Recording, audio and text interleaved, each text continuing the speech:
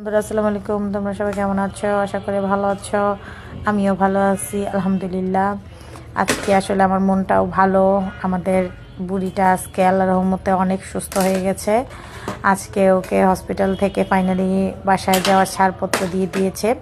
তো আসলে ওর ঠান্ডাটা অনেক ভালো হয়ে গেছে।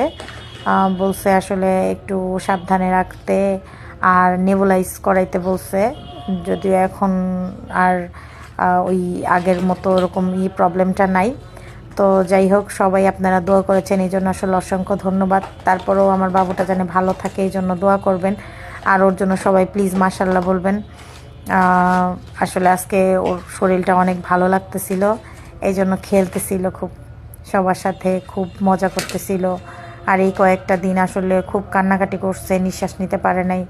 আজকেও খুব ভালো আছে, দেখেও শান্তি লাগছে। আলহামদুলিল্লাহ আলহামদুলিল্লাহ, মাশাল্লাহ বলবেন প্লিজ। আপনারা সাবধানে থাকবেন, ভালো থাকবেন। আল্লাহ হাফেজ।